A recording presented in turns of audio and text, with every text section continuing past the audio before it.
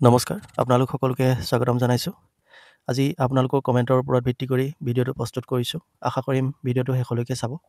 কমেণ্টবোৰৰ উত্তৰবোৰ যদিও মই ভিডিঅ'ত দিছোঁৱেই, তথাপিতো কমেণ্টসমূহৰ উত্তৰসমূহ ভিডিঅ' এটা বনাই দিম বুলি আশা কৰিলোঁ, যাতে আপোনালোকৰ লগত এই কথাবোৰ আলোচনা কৰিব পাৰোঁ। আৰু আপোনালোকৰ প্ৰতিটো কমেণ্টৰে উত্তৰ আচলতে মোৰ ওচৰত নাথাকে। যদিও আপোনালোকে সোধে মোক, তথাপিতো প্ৰতিটো কথাৰে উত্তৰ দিবলৈ অকণমান অসুবিধা হয়। তথাপিতো উত্তৰসমূহ দিওঁ। আৰু আজি আপোনালোকৰ এই কমেণ্টসমূহৰ উত্তৰ ভিডিঅ' আকাৰে দিবলৈ প্ৰয়াস কৰিছোঁ, কাৰণ এই ভিডিঅ'টো চাই থকা বহু এনেকুৱা প্ৰাৰ্থী থাকিব পাৰে বা এনেকুৱা ব্যক্তি থাকিব পাৰে, যিসকলৰ ওচৰত বেটাৰ ইনফৰমেশ্যন থাকিব পাৰে বা বিভিন্ন চ'ৰ্চৰ পৰা তেওঁলোকে ইনফৰমেশ্যন পাব পাৰে, যিবোৰ অথেণ্টিক ইনফৰমেশ্যন হ'ব পাৰে। গতিকে তেখেতলোকেও কমেণ্ট কৰিব পাৰে আৰু তাৰ পৰা আপোনালোকে বিভিন্ন কথা জানিব পাৰে। সেই উদ্দেশ্যেৰে এনেধৰণে ভিডিঅ'টো প্ৰস্তুত কৰিছোঁ। এতিয়া মোক আপোনালোকে এটা প্ৰশ্ন কৰিছিলে যে এইবাৰ এপইণ্টমেণ্ট লেটাৰ ডিষ্ট্ৰিবিউশ্যন চেৰিমনিবোৰ একেলগে নহয় নেকি আৰু বেলেগ বেলেগকৈ পাতিব নেকি?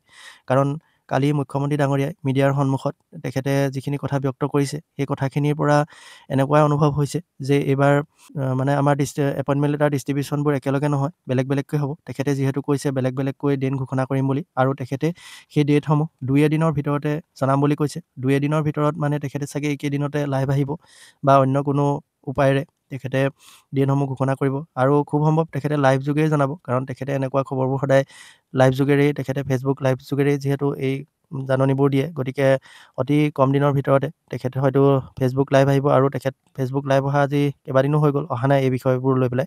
গতিকে তেখেত নিশ্চয় ফেচবুক লাইভ এটাৰ জৰিয়তে এইখিনি কথা জনাব। আৰু এটা কথা আপোনালোকে মন কৰিবচোন, এতিয়া সেইদিনাখন যিটো টুইট কৰিছিলে, টুইটটোত যে বিভিন্ন ডিপাৰ্টমেণ্টৰ লগত তেখেতে ৰিভিউ মিটিং দিছিলে, আৰু মিটিংসমূহত এটা কথা লিখিছিলে যে চেৰিমনিয়েল ডিষ্ট্ৰিবিউশ্যনৰ ওপৰত তেখেতলোকে মানে সেইটো আলোচনা কৰিছিলে কেতিয়ালৈ হ'ব, আৰু নৱেম্বৰৰ লাষ্টৰ পৰা ডিচেম্বৰৰ ফাৰ্ষ্টৰ ভিতৰত তেওঁলোকে চেৰিমনিয়েল ডিষ্ট্ৰিবিউশ্যনকে আদি কৰি অন্যান্য কাম কাজসমূহ কৰিম বুলি কৈছিলে। এতিয়া আমাৰ এনেকুৱা লাগে যে বিভিন্ন বিভাগসমূহৰ নিযুক্তি পত্ৰসমূহ বেলেগ বেলেগ দিনত দিলে এনেকুৱা লাগিব আগৰ দৰে যিটো চেৰিমনিয়েল ডিষ্ট্ৰিবিউশ্যন পাতে সেইটো নেপাতিব নেকি, তেনেকুৱা এটা অনুভৱ হয়। কিন্তু সেইদিনা টুইটাৰত যিটো পষ্ট কৰিছিলে, সেই পষ্টটোৰ জৰিয়তে মানে পষ্টটোৰ পৰা এইটো লাগিছে যে চেৰিমনিয়েল ডিষ্ট্ৰিবিউশ্যন এটা হ'ব। কিন্তু চেৰিমনিয়েল ডিষ্ট্ৰিবিউশ্যনটো এইবাৰ এটাই হ'ব নে কেইবাটাও হ'ব, আচলতে সেইটো এতিয়া একো ক'ব পৰা হোৱা নাই আচলতে। আৰু আপোনালোকে এই ক্ষেত্ৰত আপোনালোকৰ ওচৰত কিবা ইনফৰমেশ্যন আছে যদি বা আপোনালোকে কি ভাবে জনাবচোন। আৰু বিভাগসমূহৰ নিযুক্তি পত্ৰসমূহ 2 এদিনৰ মূৰে মূৰে প্ৰদান কৰিব যেন লাগিছে। মানে ধৰক আজি যদি শিক্ষা বিভাগৰ দিলে, তেনেহ'লে হয়তো 2 দিনৰ পাছত আকৌ আছাম পুলিচৰ দিব পাৰে, বা তাৰ 2 দিনৰ পাছত এডিআৰই দিব পাৰে, তেনেকৈ দিব যেন লাগিছে। আৰু 2 এদিনৰ মূৰে মূৰে যদি তেনেকৈ এপইণ্টমেণ্ট লেটাৰসমূহ দি থাকে, তেনেহ'লে 2 এদিনৰ মূৰে মূৰে গুৱাহাটীত তেনেকুৱা এটা চেৰিমনিয়েল ডিষ্ট্ৰিবিউশ্যন ফাংচন আচলতে তেওঁলোকে পাতি থাকিবলৈ ইমান সময় আমাৰ CM ডাঙৰীয়াৰ ওলাব যেন লগা নাই। আৰু এইটো আচলতে কি প্ৰচেছত হ'ব নাজানো। আৰু এনেকুৱাও হ'ব পাৰে হয়তো এপইণ্টমেণ্ট লেটাৰসমূহ পাছত দিব, কিন্তু আগতীয়াকৈ তেওঁলোকে ধৰক এপইণ্টমেণ্ট লেটাৰসমূহ তেওঁলোকে 22 তাৰিখমানৰ পৰা ধৰক ৰিলিজ কৰিব, আনুমানিক কৈছোঁ মই।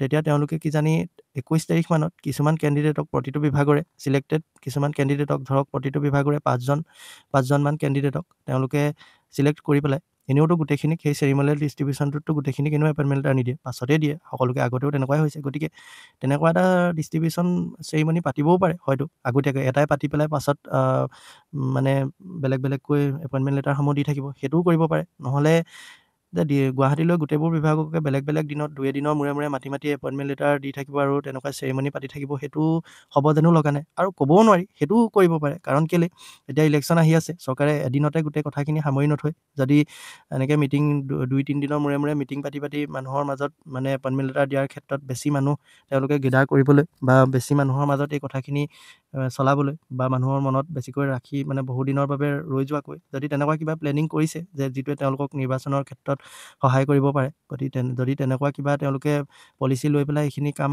আগবঢ়াব বিচাৰিছে, তেনেহ'লে আমি নাজানো, আৰু 2 এদিনৰ ভিতৰতে এইটো আমি জানিব পাৰিম। কিন্তু আপোনালোকে যিহেতু প্ৰশ্নটো কৰিছিলে, গতিকে মই উত্তৰটো দিবলৈ আচলতে এই ক্ষেত্ৰত একো অনুমান কৰিব নোৱাৰা হৈছে। আৰু আগততো ভাবিছিলোঁ যে এপইণ্টমেণ্ট লেটাৰ ডিষ্ট্ৰিবিউশ্যন এটা চেৰিমনিয়ে হ'ব, তাৰপাছত এপইণ্টমেণ্ট লেটাৰসমূহ বিভিন্ন ডেটত বা পাছত দি থাকিব, আৰু সেইমতে নৱেম্বৰৰ শেষত এপইণ্টমেণ্ট লেটাৰসমূহ দিব, আৰু তাৰপাছতে ডিচেম্বৰৰ ভিতৰত তেওঁলোকে জইনিংখিনি কৰিব। কিন্তু এতিয়া যিহেতু নৱেম্বৰৰ লাষ্টৰ পৰা ষ্টাৰ্ট হ'ব বুলি কৈছিলে, আৰু ডিচেম্বৰৰ ফাৰ্ষ্ট উইকত শেষ হ'ব বুলি কৈছিলে, গতিকে কিছুমান ডিপাৰ্টমেণ্টৰ এপইণ্টমেণ্ট লেটাৰসমূহ দিওঁতে ডিচেম্বৰ পাবগৈ, সেইটো আমি তেখেতৰ মুখৰ পৰা জানিব পাৰিলোঁ। আৰু বাকী প্ৰথমতে কোনখিনি দিয়ে কি কথা সেইটো একো অনুমান কৰিব পৰা নাযায় এতিয়া। তেখেতে কালি যিটো কৈছে একাদিক্ৰমে প্ৰথমতে LP UP তাৰপাছতে গেজেটেড অফিচাৰ তাৰপিছত আছাম পুলিচ এনেকৈ যে কৈছে সেইখিনি আচলতে তেখেতে একো চিৰিয়েলি কোৱা নাই। সেইখিনি তেখেতৰ যিটো মনত আহিছে সেইমতে কৈ গৈছে। সেইটো ক্ৰমত আচলতে এপইণ্টমেণ্ট লেটাৰসমূহ নিদিয়ে, কাৰণ তেখেতে ইমানো মনত ৰখাই থ'ব নোৱাৰে। তেখেতৰ যিটো যেনেকৈ মনলৈ আহিছে তেনেকৈ তেখেতে কৈ দিছে, আৰু 2-এদিনৰ ভিতৰতে তেখেতে যিটো লাইভ আহিব তাত তেখেতে এইখিনি গোটেইখিনি ভালকৈ জনাব। বাকী আপোনালোকৰ এই কমেণ্টটোৰ উত্তৰটো দিবলৈ বুলিহে এই কথাটো উত্থাপন কৰিলোঁ। বাকী যিসকলে ভিডিঅ' চাই আছে তেওঁলোকৰ ওচৰত যদি প্ৰপাৰ ইনফৰ্মেশ্যন কিবা আছে, যদি কিবা চ'ৰ্চৰ পৰা ইনফৰ্মেশ্যন পাইছে তেনেহ'লে জনাব পাৰে। মানে এইটো জনাব যে এপইণ্টমেণ্ট লেটাৰসমূহৰ কাৰণে চেৰিমনিয়েল ডিষ্ট্ৰিবিউশ্যনটো আচলতে বেলেগ বেলেগকৈ পাতিব নে এটাই পাতিব, এইটো আপোনালোকে কি ভাবে সেইটোও জনাব।